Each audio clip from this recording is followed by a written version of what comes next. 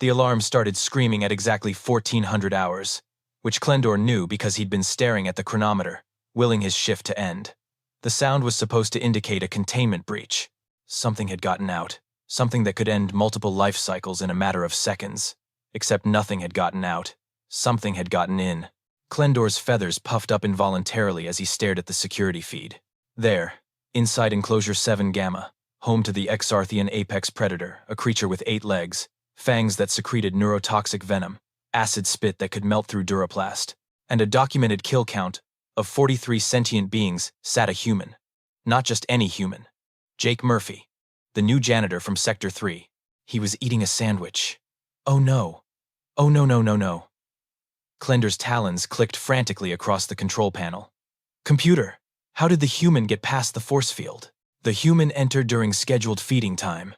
The computer replied in that insufferably calm voice all station computers seemed to have. Access was granted with Level 2 maintenance credentials. But the predator, the Zarthian, it should have. Why isn't it? On screen, the Zarthian, all 600 pounds of crystalline fury and evolutionary perfection, sat approximately 3 feet from Jake Murphy. Its tail swished back and forth. Jake noticed Klendor watching and waved, his mouth full of what appeared to be some kind of earth protein and vegetation combination. Hey, Klendor, Jake's voice crackled through the comm system. You want half? I got extra. Tuna salad today. The Zarthian's head tilted. One of its 8 legs reached out, almost curious. Klendor's vision began to tunnel. His species hadn't evolved a proper panic response because they'd never needed one. They were peaceful, scientific, reasonable. But right now, every instinct in his genetically modified brain was screaming that he was watching a death happen in real time. Mr. Murphy, Klendor managed, his voice box producing sounds in 3 different octaves simultaneously. That is the most dangerous creature in this facility. It has killed Vrantian shock troops. It once ate through a containment team. Please, step away. Slowly. Jake looked at the Zarthian. The Zarthian looked at Jake. This guy? Jake took another bite of his sandwich. Nah, he's cool. Just a big cat, really. Little skittish. Reminds me of Mr. Whiskers from back home. A cat? Klendor's beak hung open. This is not a cat. This is a Class 5 predator. Apex classification. There is no natural prey that survives an encounter. Yeah, exactly. Like a cat. Jake scratched behind what might have been the creature's ear. It made a sound somewhere between a purr and a growl. See? He just wanted some attention. You guys probably don't pet him enough. The Zarthian leaned into the scratch. Klendor fainted. When he came to, Jake was standing over him in the observation room. The force field safely between them and the enclosure. The human was holding a cup of water and looking concerned in that peculiar way humans did. Like they were worried but also trying not to laugh. You good, buddy? How? Klendor croaked. How are you alive? Jake shrugged. I mean, I just walked in during feeding time. Figure the big guy was already fed, so he wasn't hungry. And animals can tell when you're scared. You just gotta act confident. Works every time. Works every. Klendor's feathers were doing that puffing thing again. This is not standard procedure. This is not safe. This is not possible. Sure it is. Jake helped Klendor to his feet. Back on Earth, we got way worse than that thing. Trust me. Klendor stared at the human. The human who had just survived the unsurvivable by treating it like a minor inconvenience. I am taking you to Commander Thornick, Klendor said finally. This requires explanation. Official explanation. With witnesses. Cool. Cool. Jake checked his watch. Am I in trouble? Because I'm pretty sure my break ended like 10 minutes ago. Klendor didn't answer. He was too busy trying to remember if his life insurance policy covered stress-induced molting. Commander Thornick's office smelled like ozone and disappointment. The reptilian officer sat behind a desk made of some kind of meteor-resistant alloy, his scales shifting through colors that Klendor had learned to interpret as progressively more irritated. Currently, they were hovering somewhere between mildly annoyed orange and someone's getting fired red. Let me understand this correctly. Thornick's claws drummed on the desk. You entered a Class 5 predator enclosure, voluntarily, during your lunch break. Well, technically it was during feeding time, Jake said helpfully. So I figured. You figured. The scales went redder. You figured what, exactly? That you would pet the murder beast? Jake shifted in his chair, which was designed for species with different skeletal structures and made sitting extremely uncomfortable. I mean, when you say it like that, it sounds bad. But honestly, Commander, that thing's just a big cat. Pointy, sure. Extra legs, yeah. But the body language is all the same. Ears back means annoyed. Tail swishing means playful. It's not complicated. Klendor, standing by the door in case he needed to flee, made a sound like a deflating balloon. Commander, I have worked at this conservatory for 16 cycles. That predator has a security protocol longer than my homeworld's constitution, and this human just called it not complicated. Where are you from, Murphy? Thornick leaned forward, his eyes narrowing to slits. Montana, sir. Little ranch outside of Billings. And what qualifies someone from Montana to handle xenobiology's most dangerous specimens? Jake scratched his head. Well, I mean, I grew up around animals. Had horses, some cattle, chickens, and Mr. Whiskers. You keep mentioning this Mr. Whiskers, Klendor interjected. What is it? Some kind of Earth warrior caste? A battle companion bred for combat? He was a barn cat. Jake pulled out his datapad and showed them a picture. On screen was a small, orange creature with pointed ears and what could only be described as a judgmental expression. Showed up one day, killed mice. Mostly just sat around looking mad at everything. Thornick stared at the image. This is a predator on your world? I mean, technically, he's like 8 pounds. But man, Mr. Whiskers did not care. Saw him chase off a coyote once. Another time, he treed a black bear.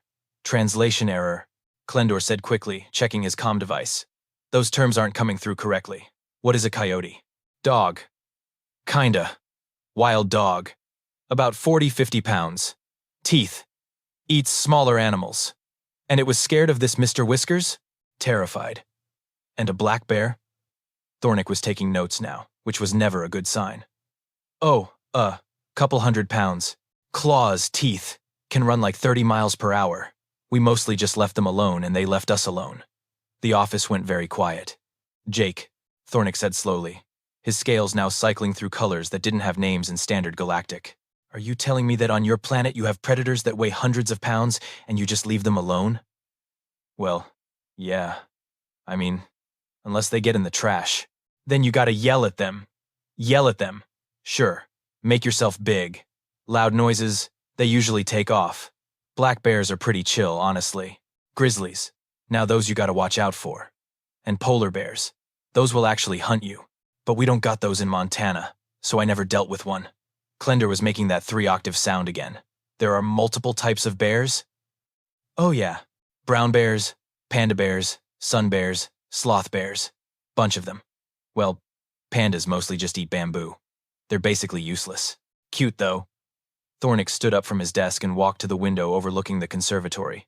Rows upon rows of enclosures stretched out below, each containing creatures collected from the most dangerous ecosystems in known space. His entire career had been built on the understanding that these were the apex of natural selection, the most lethal, the most feared. And this human from Montana was comparing them to barn cats and trash-eating bears. Commander, Klendor ventured, perhaps Mr. Murphy is simply insane? His species does have documented cases of psychological instability. I'm right here, Klendor. I know. I apologize. But you understand my concern. Thornick turned back to face them. Murphy, I want you to prove something to me. You claim your world has prepared you for creatures like the Azarthian, that your animals are comparable or worse. Show me. Jake shrugged. Sure. You got access to Earth's databases? I can pull up some videos. Not videos.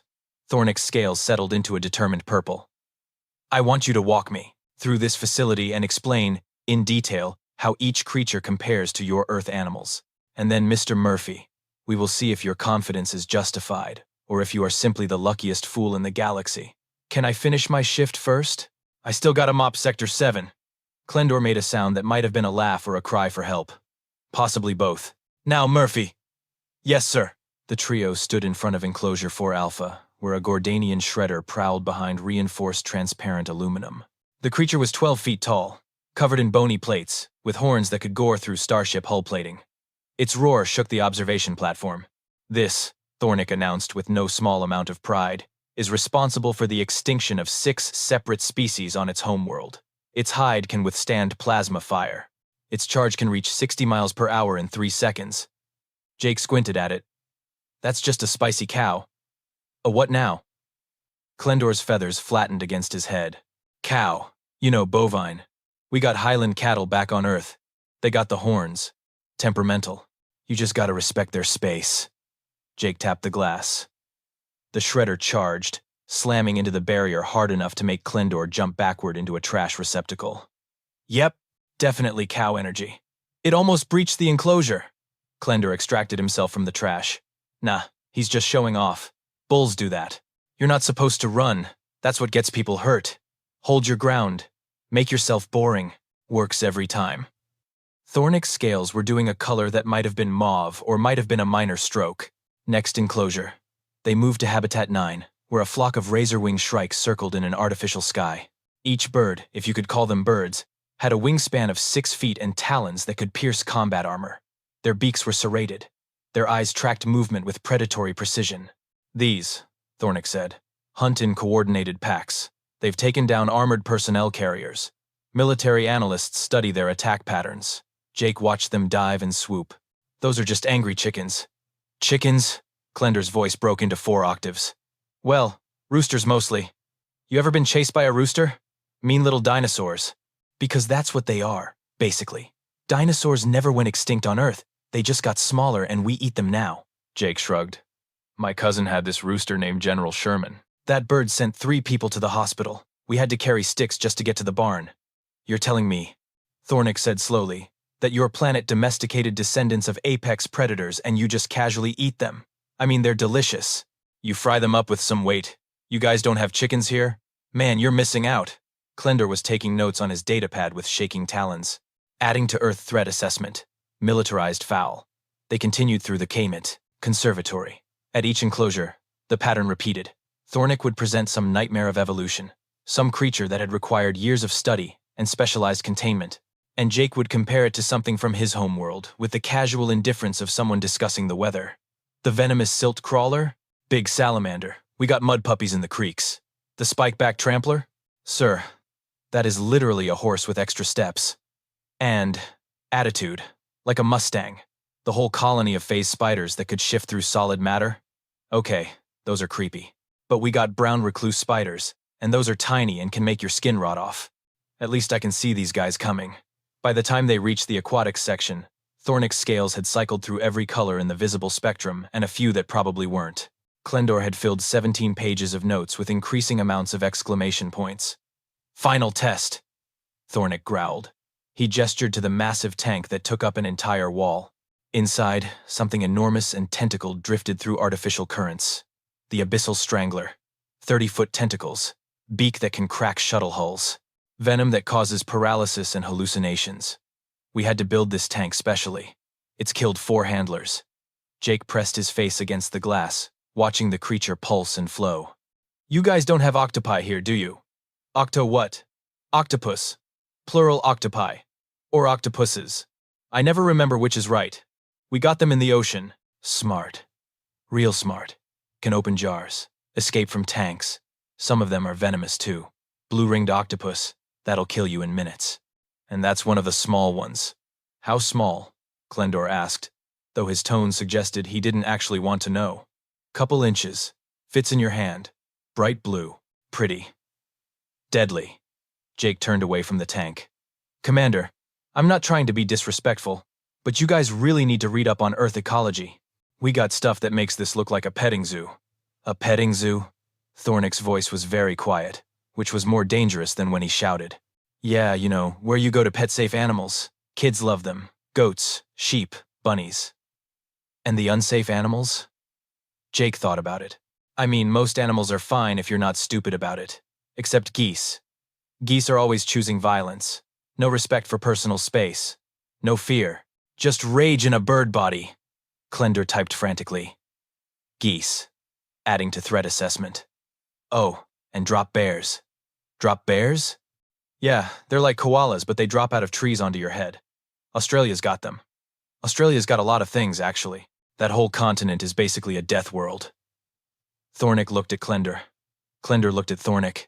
They both looked at Jake, who was now checking his watch. So, Are we good? Because I really do need to finish mopping Sector 7 before end of shift. Thornick's office had gotten significantly more crowded. He'd called in 3 xenobiologists, 2 security chiefs, and someone from cultural exchange whose job title Jake didn't quite catch. They all stared at him like he was a particularly interesting lab specimen that might explode. I don't believe it, Thornick said flatly. I have served in the Galactic Conservation Corps for 32 cycles. I have cataloged predators from 78 worlds. And you're telling me Earth is worse than all of them combined? I'm not saying worse, Jake corrected. I'm saying comparable. Maybe a little spicier in places. Spicier. One of the xenobiologists, a gelatinous being whose name was mostly vowels, quivered indignantly. Commander, this is clearly exaggeration. No single world could contain the variety and lethality this human describes. Right? Thornick's scales flashed triumph orange. It's statistically impossible. Evolution doesn't work that way. Bet, Jake said. The room went silent. Excuse me? Thornick leaned forward. I said bet. Pull up Earth's databases. I'll show you. But when I win, I want hazard pay. Because honestly, the scariest thing in this facility is the break room coffee. I'm pretty sure it's sentient and planning something. Thornick's eyes narrowed. And when you lose? Then I'll admit humans are just weirdly lucky and possibly insane. Deal? Genste sir. Sometime or won. And stayed. And poniments of parter. Deal. Klendor activated the main display screen. Accessing Earth cultural and biological archives. What should we search for first? Jake cracked his knuckles. Let's start with something chill. Search hippopotamus. The screen filled with images of a rotund, almost comical-looking creature lounging in muddy water. Several of the assembled aliens made cooing sounds. That's adorable, one of the security chiefs said. Look at its little ears. Now search hippopotamus attack statistics, Jake said. The cooing stopped. The screen filled with incident reports, casualty figures, and video footage that made Klendor turn away. 3,000-pound animals moving at 20 miles per hour on land. Jaws that could bite a crocodile in half. Territorial aggression that resulted in 500 human deaths per year. Next, Jake said cheerfully. Cassowary. A tall, flightless bird appeared on screen. Brilliant blue head. Prehistoric looking, almost elegant. This is a bird, the gelatinous xenobiologist said. You compared our razor-wing shrikes to chickens, but surely, claws, Jake interrupted. Show the claws. The image zoomed in on the feet. 4-inch talons, designed for disemboweling. Kick strength capable of breaking bones. Known to attack without provocation. Several documented human fatalities. It's a bird, Klendor whispered. A bird did this. Australia, man. Look up Australian box jellyfish while you're at it. The jellyfish appeared almost delicate on screen, translucent, ghostly beautiful. The venom statistics made 2 of the security chiefs excuse themselves from the room. Okay, but surely. These are exceptions, Thornick argued, though his scales had gone a concerning shade of pale green. Rare species. Outliers. Fine. Search Canada goose. This is just a waterfowl, one of the xenobiologists protested. It's not even... The video compilation started playing. Geese chasing joggers. Geese attacking people in parks. Geese holding up traffic. Geese being absolute menaces to society while honking aggressively. The key detail. Humans ran from them. Every time. You flee from these? Thornick stared. Regularly? They will mess you up, Jake said seriously. No fear, no mercy, just honking and violence. I saw one fight a guy at a gas station once. The goose won. Klendor was typing again. Commander, I'm cross-referencing the humans' claims. Everything checks out. Earth has documented over 1.5 million animal species. Current data suggests at least 15,000 of them are potentially lethal to humans. 15,000, Thornick repeated numbly. And that's just the discovered ones, Jake added. Ocean's got all kinds of stuff we haven't found yet. Probably some nightmare fish down there that makes the abyssal strangler look friendly. Show me more. Thornick's voice had taken on a manic quality. I need to see more, Jake shrugged. All right, Klendor, search saltwater crocodile, then great white shark, then poison dart frog, oh, and throw in African elephant. And while we're at it, let's look up bullet ants, because I want them to understand that our insects are also horrible. For the next 20 minutes, the screen cycled through Earth's greatest hits of biological terror. Each revelation was worse than the last. The aliens learned about cone snails that could kill with a single sting, About Komodo dragons with infectious bites. About the Brazilian wandering spider that could hide in your shoes. Wait, the gelatinous xenobiologist interrupted. Go back. What was that last one? Mosquito, Jake said. Little bug, drinks blood, spreads diseases, kills about 700,000 people per year. Per year? Yeah, they're pretty bad. Annoying too. The buzzing, you know? Thornick stood up from his desk and walked to his liquor cabinet. He pulled out a bottle of something purple and took a long drink straight from it. Your planet, he said slowly, is a death world. I mean, we call it Earth, but sure. And you just live there? Casually? You have picnics? Well, yeah, you just gotta pay attention. Don't swim where the crocodiles are. Check your shoes for spiders. Stay away from hippos. Basic stuff. Jake paused. Although to be fair, most of us die from heart disease and car accidents. The animals usually leave you alone if you're not dumb about it. Car accidents, Klendor muttered, making a note. Adding vehicular transport to Earth threat assessment. The office door burst open. A junior security officer, some kind of amphibian species, stumbled in gasping. Commander, emergency. Enclosure 1, the Void Serpent. It's out. Every alien in the room went very, very still. Lockdown protocol, Thornick barked. Now, seal all sections. Evacuate non-essential personnel. Alarms began wailing throughout the facility. Jake stood up. Where's the breach? Observation deck near the main entrance, the officer wheezed. It cornered someone. We can't get close. Weapons are ineffective at this range without risking structural damage. Who's cornered? The officer's eyes went wide. Klendor's assistant. The intern. Klendor made a sound like a dying wind instrument. Jake was already moving toward the door. I'm gonna need a spray bottle and a broom. What? Thornick stared. Murphy, the Void Serpent is a Class 7 threat. It exists partially in other dimensions. It's killed. Yeah, very scary. Spray bottle. Broom. Now. And then he was gone, jogging down the corridor while alarms screamed and everyone with functional survival instincts ran the opposite direction. Thornick looked at Klendor. Is he insane? Commander, Klendor said quietly. I think we've been asking the wrong question. The question isn't whether Earth is dangerous. The question is what kind of world creates humans who think none of this is dangerous. They ran after him anyway. Someone had to document this for the incident report. The observation deck was chaos. Security personnel huddled behind overturned benches and equipment crates. Emergency lights strobed red across the walls. And in the center of it all, the Void Serpent coiled around a support pillar, its body flickering between dimensions like a glitch in reality. Parts of it were corporeal, parts were shadow, and parts simply weren't there at all. At the base of the pillar, a young Plaxian intern, all four eyes wide with terror, pressed herself flat against the wall. The serpent's head swayed about 6 feet above her, tongue tasting the air, considering whether she was food or just entertainment. Jake arrived at a dead sprint, holding a plastic spray bottle in one hand and a maintenance broom in the other. He skidded to a stop, assessed the situation, and his entire demeanor changed to something Thornick could only describe as aggressively disappointed parent. Hey! Jake's voice cracked across the deck like a whip.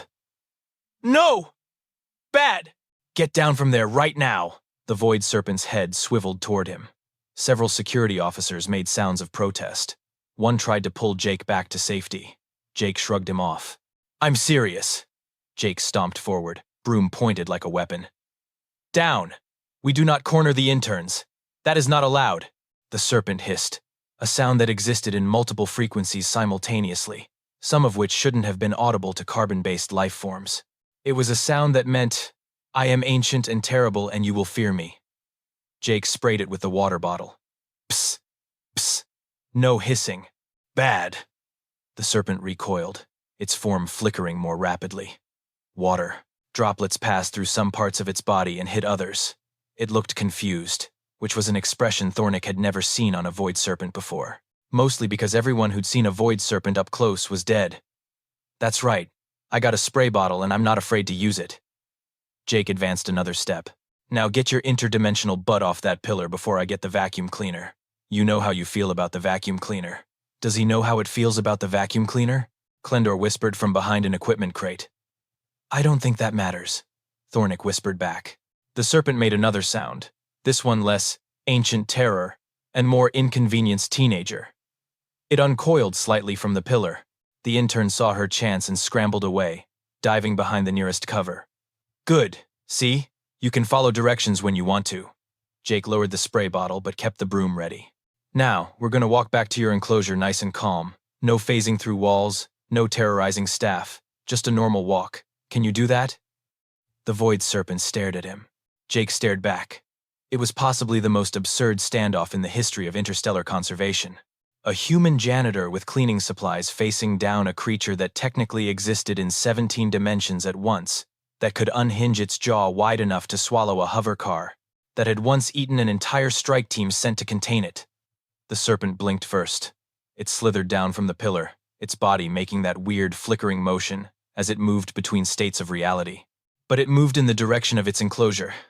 Slowly, reluctantly, like a cat who'd been caught on the kitchen counter and was pretending this had been its plan all along.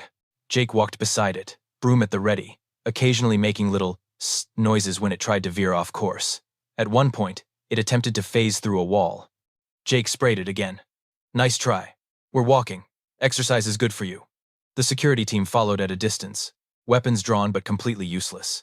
Thornick and Klendor brought up the rear, documenting everything on their data pads because nobody was going to believe this otherwise.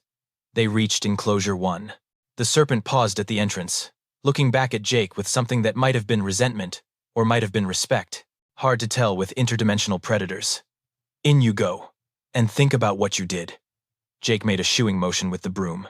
The void serpent slithered inside. Jake closed the enclosure, checked the seals, and then turned to find approximately 25 galactic citizens staring at him in absolute silence.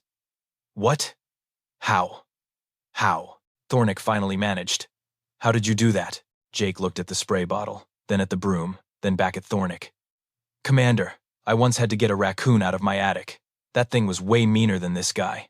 You just gotta be confident and annoying. Animals hate being annoyed more than they like being scary. But the void serpent exists in multiple dimensions. So?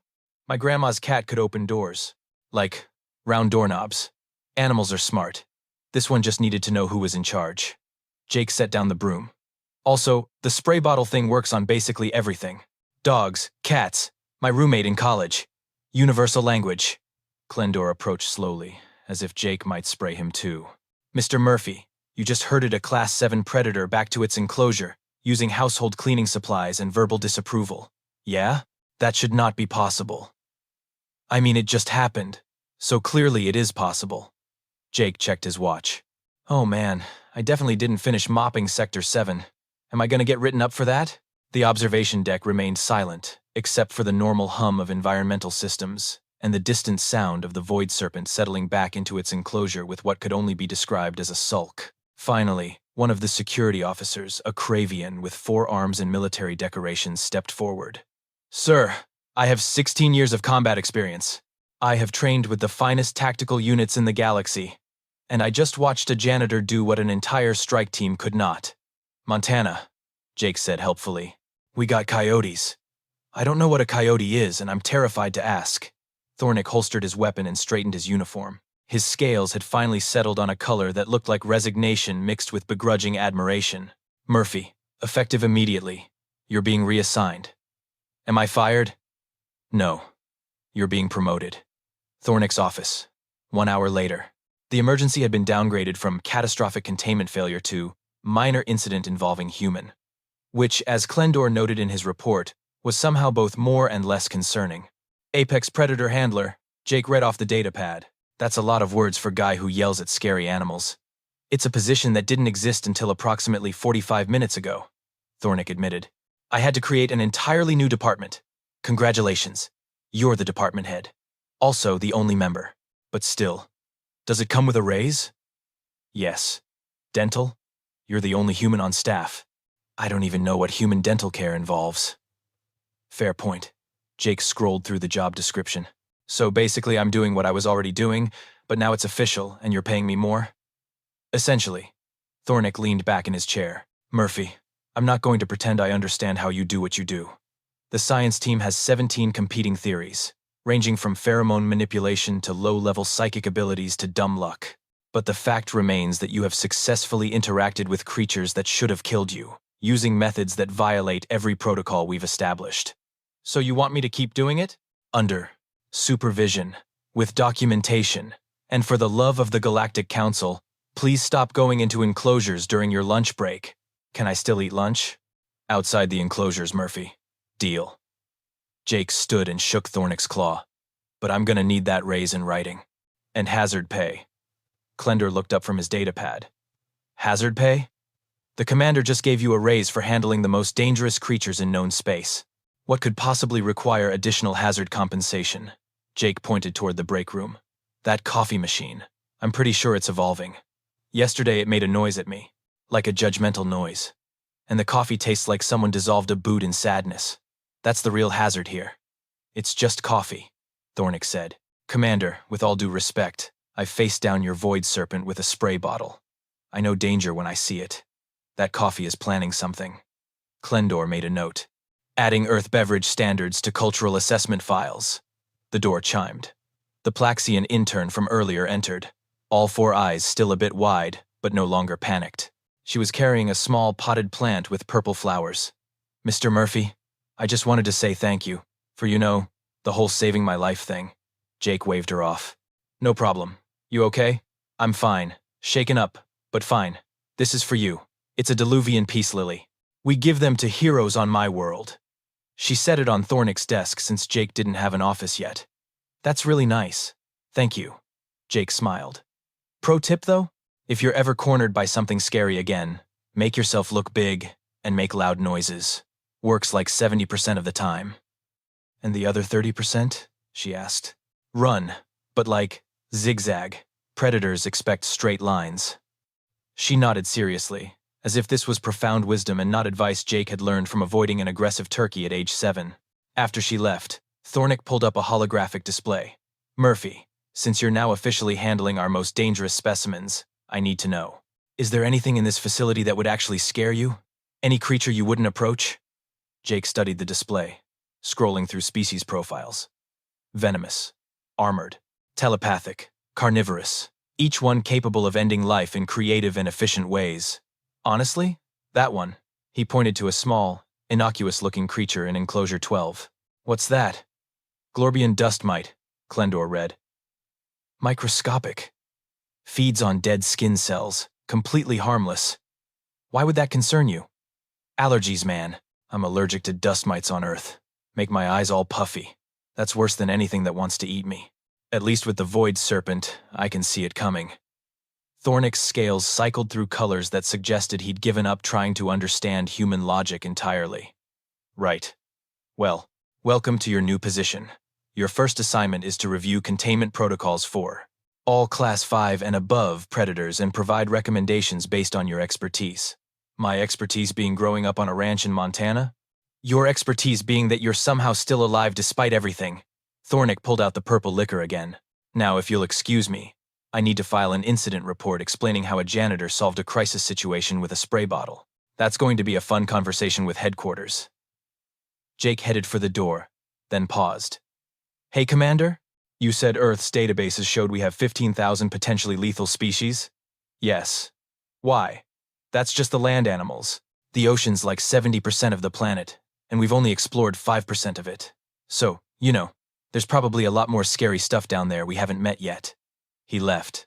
The door closed behind him with a soft hiss. Klendor and Thornick sat in silence. Finally, Klendor spoke. Commander, I've been thinking. That's never good. If humans consider Earth normal, and Earth is objectively a nightmare death world, what does that make humans? Thornick took another drink. The real apex predators. They just don't realize it because they're too busy being annoyed by geese and worrying about coffee. That's terrifying. Yes. Should we tell the Galactic Council? And say what? That we hired a human janitor who treats Class 7 predators like misbehaving house pets? They'd think we were insane. Fair point. Klendor closed his datapad. I'm going to go install a warning sign at the main entrance. What kind of warning? I'm thinking. Warning. Human on staff. Approach all creatures with his level of caution at your own risk. Thornick considered this. Make it bigger.